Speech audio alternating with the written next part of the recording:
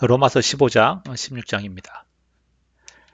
우리가 신앙생활을 하면서 어, 개인적인 경건이나 또 우리가 좀 더 개인적으로 성숙하는 것, 하나님의 말씀을 더 알아가는 것, 이것이 최종 목표가 되면 어쩌면 우리는 바리새인처럼 이기적인 종교인이 될 수가 있습니다. 우리의 모든 추구하는 것, 하나님께 기도하고 간구하는 모든 것의 최종 목표는 바로 교회와 성도들을 세우는 것, 영혼을 구원하는 것이 되어야 하는 것이죠.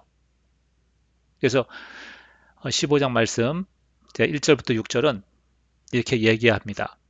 서로를 기쁘게 하며 선을 이루고 하나님의 집을 세우라. 1절 마땅히라는 표현 우리가 한번 주목해 보아야 합니다.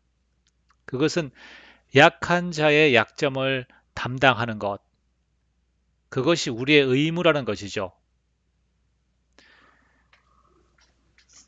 자신의 기쁨을 추구하면 우리가 그렇게 할 수가 없습니다. 성도 안에 약한 자가 있을 때 그 사람으로 인해서 내가 좀 수고하고 희생을 감수하는 것, 이것은 우리가 마땅히 해야 할 의무라는 것입니다. 그러면서 2절에 덕을 세우는 것, 그것이 목표가 죄송합니다. 목표가 되어야 하는 것이죠. 교회나 성도의 삶을 건물에 비유하며 건물을 세운다는 그러한 단어를 사용하고 있습니다. 세운다는 뜻. 그렇게 하는 이유가 무엇이죠? 바로 3절에 있습니다. 그리스도께서 모범을 보이셨기 때문에. 그러면서 바울이 인용한 것이 바울이 인용한 게 이제 이 부분인데요. 시편 69편 9절에 있는 말씀 이거죠. 주의 집을 위하는 열성이 나를 삼키고 주를 회방하는 회방이 내게 미쳤나이다. 여기서 뒷부분인데요. 다윗은 하나님의 집을 향한 열심으로 인해서 하나님을 향한 비방들. 자, 그 당시에 다윗이 하나님의 전을 짓기 위해서 여러 가지 재료를 준비할 때에 사람들이 그렇게 비싼 그러한 프로젝트를 꼭 해야 하느냐라는 그러한 비난을 했을 것입니다. 그런 것들을 감내해야 했죠. 자, 그리스도는 그럼 어떻게 이것을 예수는 어떻게 감당했을까요? 영적인 하나님의 집, 교회와 성도를 세우기 위해서 교회를 향한 열심으로 인해서 하나님의 구원을 거부하는 자들에 의해 십자가에 못 박히시게 된 것이죠. 요한복음 2장 17절에 보면 예수님이 성전을 청결케 하실 때에 요한은 이 말씀을 인용하면서 주의 전을 사모하는 열심이 주를 삼켰나이다. 그렇게 인용하고 있죠. 그 얘기는 하나님의 전을 세우기 위해서, 하나님의 교회를 세우기 위해서 그 열심이, 그걸로 인해서 유대인들의 핍박을 받고 십자가에 못 박히게 되었다는 것을 요한은 말하고 있습니다. 그러면서 4절의 말씀 이렇게 말합니다. 시편 69편의 말씀. 자, 이러한 말씀이 기록된 것은 우리에게 교훈을 주기 위해 기록된 것이니 어떤 교훈이죠? 우리도 또한 주님과 같이 인내로 그러한 하나님의 나라를 섬기면서 받는 그런 비방들을 우리가 감당해야 한다. 그러면서 이제 성경 말씀을 읽으면서 그 가운데 위로를 받아라, 소망을 받아라 이렇게 말하는 것입니다. 5절 그래서 이렇게 말하죠. 그리스도를 본받아 서로 뜻을 같이 하는 것. 자, 어떤 뜻이죠? 교회와 성도를 세우기 위해서 억울한 비방도 감내하는 것. 네.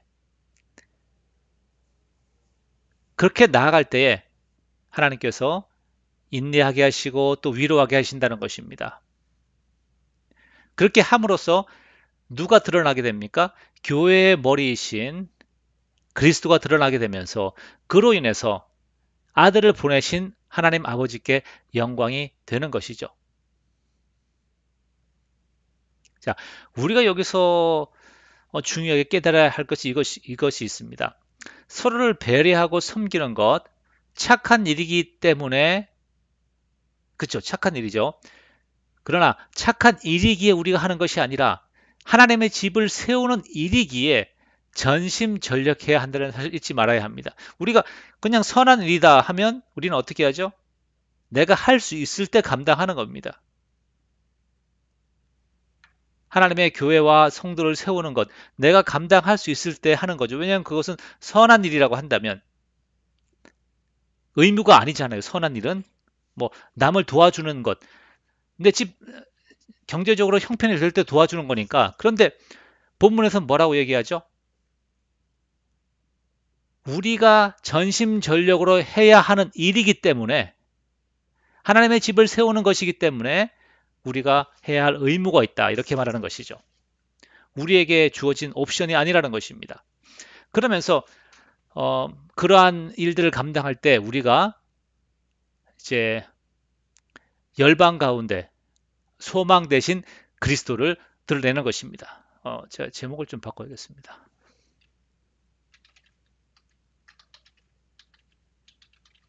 예.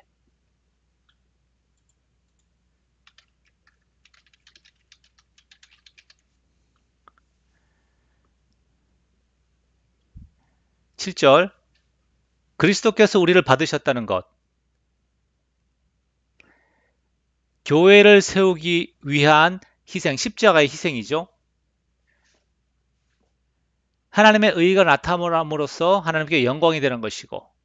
자, 그래서 그리스도께서 우리를 받으신 것처럼 그런 것과 똑같이 그 얘기는 십자가의 희생을 감수하면서까지 서로를 용납해라 하는 것입니다. 그래서 바울이 이제 고린도전서에 보면 교회 안에 송사하는 문제를 이야기합니다. 교회 안에 성도들 간의 송사가 발생했을 때 그것을 세상 법정으로 가져가지 말아라. 차라리 손해보고 내가 손해보고 말지 왜 그것을 가지고 가서 하나님께 하나님의 영광을 가리느냐 이렇게 말합니다. 바로 그런 것이죠. 자, 8절 9절 예수님께서 어떻게 하셨는지를 이제 말씀하고 있습니다. 예수님께서 8절에 이렇게 말하죠. 그리스도께서 하나님의 진실하심을 위하여 하나님이 약속하신 아브라함에게 하신 그 약속을 성취하기 위해서 할례의 추종자, 할례의 일꾼, 할례의 관리자, 할례에 속한 자가 되셨으니 이는 조상들에게 주신 약속, 아브라함에게 주신 약속을 견고하게 이루시게 하기 위해서 되는 것이죠. 자, 이스라엘 백성이 죄를 지음으로써 하나님의 약속, 이스라엘 자신을 통한 열방의 복을 임하는 그 약속이 성취되지 못하게 되죠. 그 얘기는 누군가 이스라엘 자손으로서 하나님께 신실하게 하나님께 하나님의 말씀을 붙잡고 나아감으로써 열방 가운데에 하나님이 나타나게 되고 하나님의 의가 나타나게 되고 그리함으로써 열방이 하나님께 돌아오게 하는 그것이 하나님의 계획이잖아요. 그래서 그 일을 누가 하셨습니까? 예수님께서 하신 것입니다. 예수님이 아니셨으면 하나님께서 아브라함에게 하신 그 약속을 지킬 사람이 없는 것이죠. 이루어지게 할 사람이 없는 것입니다. 그래서 예수님이 십자가에 죽으실 때 다 이루었다 이렇게 말씀하신 것도 여기에 들어가는 것입니다. 그래서 궁극적인 목적이 무엇입니까? 그렇게 하신 목적, 아브라함을 통하여서 모든 민족이 복을 받게 하는 것, 이방인의 구원이죠. 그죠? 예.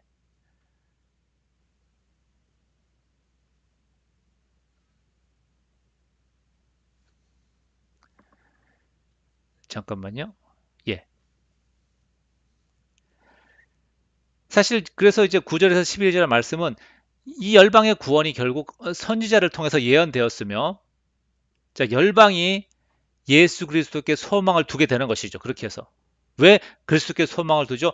죄 용서의 방법으로, 율법의 방법이 아닌 죄 용서의 방법으로 구원을 베푸시기 때문에 그리스도의 다스림을 그리스도의 다스림을 열방이 기뻐하고 고대하는 것입니다. 그러면서 네, 여기 12절 말씀 이제 열방이 그에게 소망을 두리라 이 말씀하고 있죠. 이것이 이제 그리스도를 통해서 이루어지는 것이죠. 그러면서 13절에 소망의 하나님,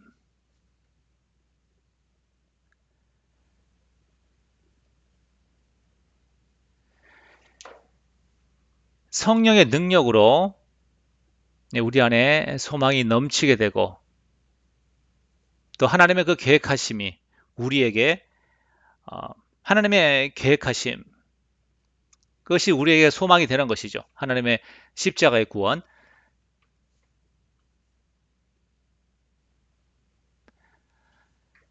죄로 인해 답이 없는 그런 우리에게 구원의 길을 내시는 하나님.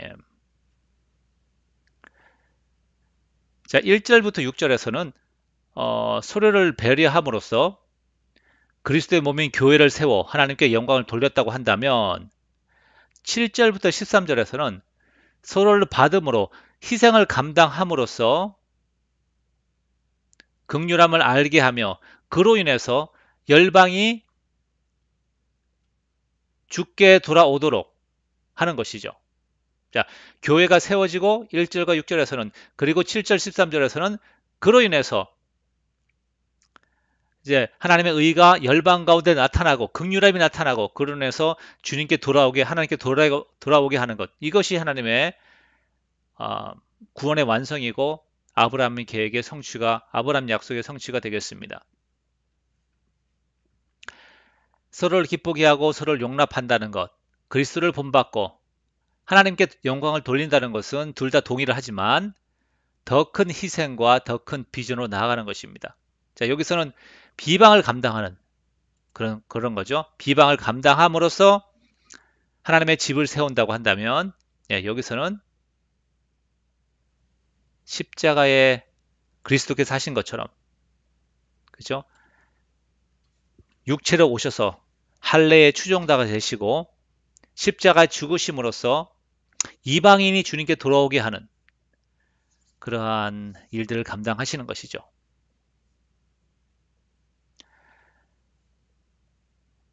복음의 선포, 전도는 선교도 마찬가지지만 예, 십자가의 희생이 없이는 되지가 않습니다.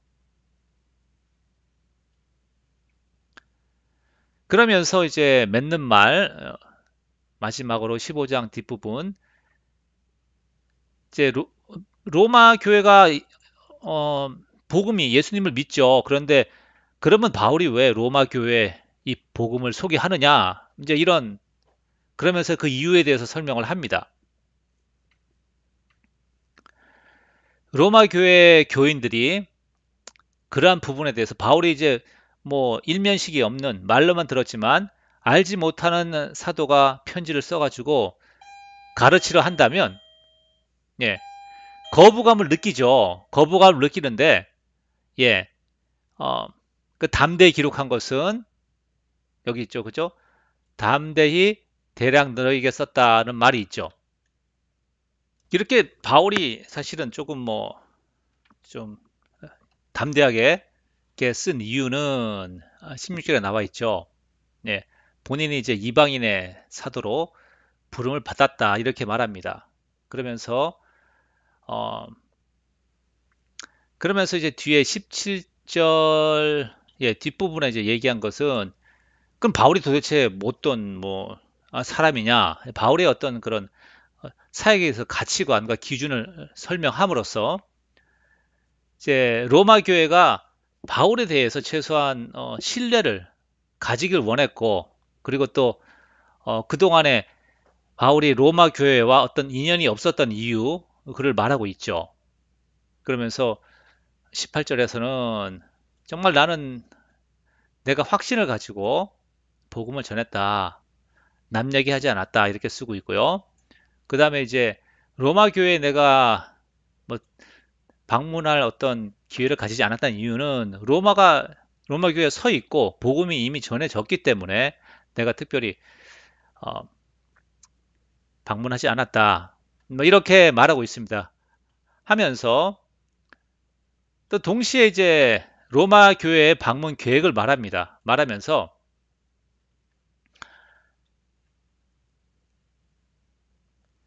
이제 로마 교회를 방문하는 목적은 바울의 이제 계획이 스페인으로 서바나로 가는 것입니다. 그러니까 이 지역에는 다 복음을 전했고 이제는 이제 바울이 생각하기에 그 당시 세상의 끝 서바나밖에 없는 것이죠. 그러니까 글로 가는 길에 로마 교회에 들러서 스페인 서바나 선교에 대한 로마 교회 동참을 같이 이끌어내기 위해서 이제 먼저 로마서를 쓴 거죠. 그래서 미리 이제 바울이 가지고 있는 복음이 무엇인지 그 당시에 뭐 성경이 신약 성경이 완성되지 않았기 때문에 많은 사람들이 조금씩 다른 어떤 복음의 메시지를 가지고 전하고 있었을 거예요. 그런 면에서 바울이 가지고 있는 복음이 무엇인지 로마 교회와 미리 소통을 하고 또 서로 어, 뭐라죠? 검증을 하는 그런 시간이 필요했을 겁니다. 그래서 이제 로마서를 쓰게 되죠. 그런데 지금 이제 바울이 예루살렘 교회에 기근이 나서 마게도냐 성도들의 헌금을 가지고 내가 예루살렘을 가는 길이다. 그러면서 이제 어, 그렇죠. 이방인들이 예루살렘 교회의 영적인 것들을 나눠 가졌으면 육적인 것으로 예루살렘 교회를 섬기는 것이 마땅하다. 이렇게 말하면서 28절에 이렇게 말합니다. 이 열매를 그들이 누굴까요? 예루살렘 교회에게 무엇을 확정할까요? 봐라, 이방인에게도 하나님의 구원이 열려서 그들이 그리스도 안에서 너희를 형제로 여기고 이렇게 그들의 물질을 나눈다. 뭘 확증하는 것이죠? 하나님께서 이방인에게 구원을 베푸셨음을 유대 교회에게 확증을 한 후에 로마에 들렀다가 내가 사바나로 갈 것이다. 이렇게 말합니다. 그러면서 기도 요청을 하는 것이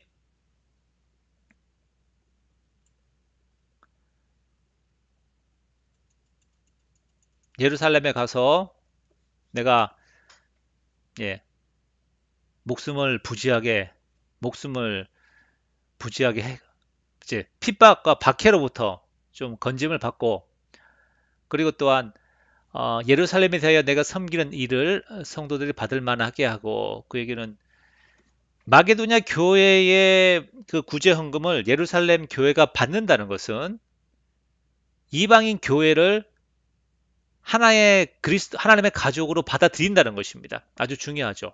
예, 그렇게 되기를 기도해주고 예, 그렇게 기도하는 것이죠.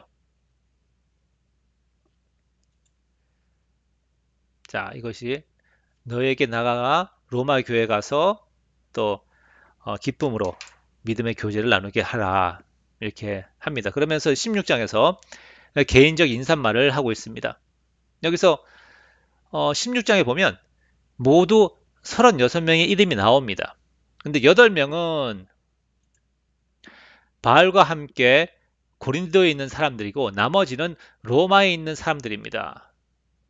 자, 바울이 방문한 적이 없는 로마 교회 성도들을 어떻게 그렇게 많이 알 수 있었을까요? 아마도 전도 여행 중에 만났거나 혹은 들어서 알게 된 사람들일 것이라고 추측할 수가 있죠. 자, 1절에 있는 베베, 예, 편지의 전달자로 보입니다. 갱그리아 교회 일꾼으로 있고요. 자, 바울이 이 로마서를 지금 고린도 교회 3차 전도 여행 중에 고린도 교회에서 쓰고 있습니다. 잠깐 지도를 보시면 예, 영어로 돼서 좀 죄송합니다. 자, 색깔이 좀 복잡하죠. 예, 1차 전도 여행이 이제 여기서 이렇게 갔다가 이렇게 들어왔고요. 2차 전도 여행이 이제 여기서 이렇게 가서 이렇게 갔다가 여기서 배를 타고 이쪽으로 와서 예루살렘 왔다가 다시 이제 안디오로 가고요. 3차 전도 여행, 자, 로마서를 쓴 3차 전도 여행이 다시 이제 내륙으로 갑니다. 내륙으로 가서 에베소에서 이제 한참 머무르고요. 두란노 서원. 그 다음에 이쪽 마게도냐하고 이제 그리스 지역, 뭐 아가야 지역이라고 얘기하는데요. 여기를 이제 교회를 둘러봅니다. 이때 이제 고린도 여기 있죠. 고린도. 여기에서 몇 달 동안 머물면서 로마서를 쓰는 것이죠. 갱그레아라는 도시가 요 근처에 있는 도시예요. 예. 베베가 이제 거기 이제 일꾼, 교회 일꾼이었고 예, 여성입니다. 이제 그 베베라는 이름은 그리스 신화에 나오는 이름입니다. 아마도 이방인이면서 예수님을 믿게 된 자였습니다. 그리고는 이제 배를 타고 이쪽으로 넘어와서 예루살렘에 가서 잡히게 되죠. 여기서 이제 이렇게 로마로 가게 됩니다. 그러니까 베베라는 이분이 이 고린도에서 편지를 가지고 배를 타고 갔겠죠. 로마까지 가는 그러한 역할을 받은 것이죠. 죄송합니다. 예.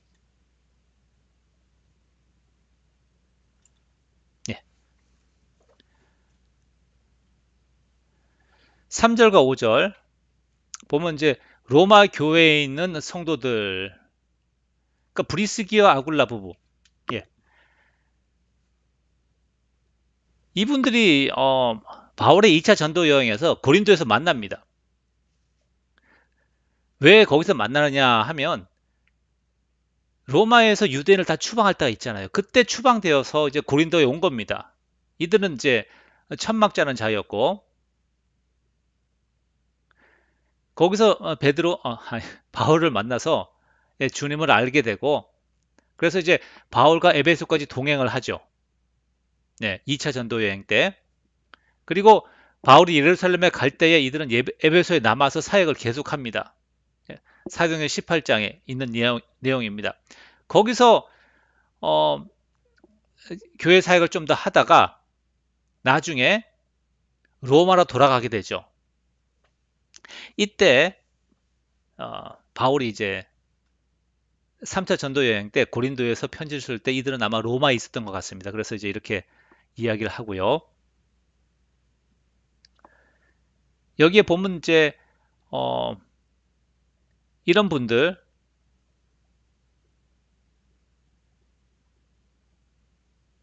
제가 뭘 합니까? 예. 내 친척이요. 뭐 동족 유대인이란 뜻입니다. 안드로니고 유니아 이런 사람들은 바울이 이제 개인적으로 아는 사람들이죠. 그죠? 예.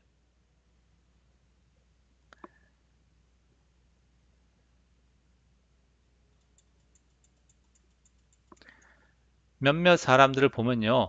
예, 루포. 13절에 있는 루포. 예, 구로네 시몬의 아들이라고 추측을 합니다.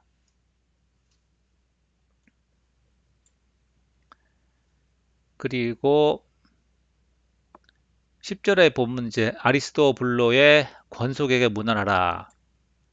아리스토블로는 불신자로 보이고요. 예. 이 아리스토블로라는 이름은 흔한 이름이지만 헤롯 대왕의 손자이며 아그리빠의 형제일 수도 있다라고 예, 이야기를 하고 있습니다. 예, 그래서 이제 아리스토블로의 집에서 주로 노예 신분의 성도들이 교회로 모였다는 사실을 우리가 알 수가 있습니다.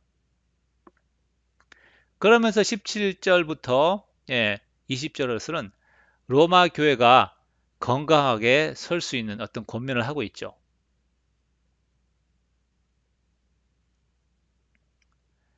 그러면서 21절부터 23절은 바울과 함께 고린도에 있던 사람들이 로마 교회에 전하는 문안이 되겠습니다.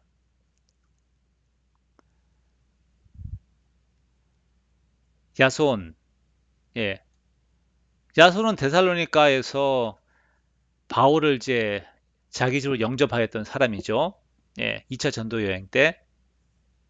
그때 3차 때 바울이 여기를 이제 방문하면서 아마 같이 온 것 같습니다. 고린도로.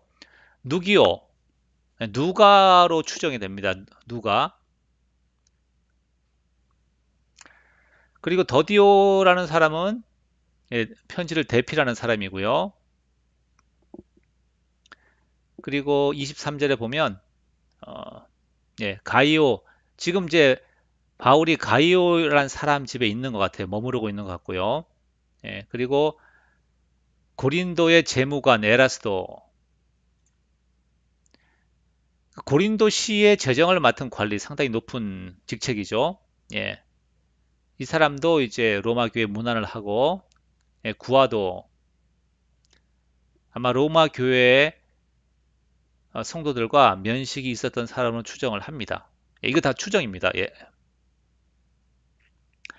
그러면서 이제 마지막으로 송영, 바울이 이렇게 복음을 나누고 전하는 것은 하나님의 신비의 계시에 따라 된 것이니, 그게 어떤 계시죠? 모든 민족이 믿어 순종하게 하시는 그 목적을 가지고 계시가 나타난 것이고, 그래서 이 복음이 너희로 능히 경고하게 하실 것이다. 경고하는 게 무엇입니까? 그렇죠. 믿고 순종에 이르게 하는 것이죠. 예. 그래서 하나님께 영광을 돌리는 것입니다. 감사합니다.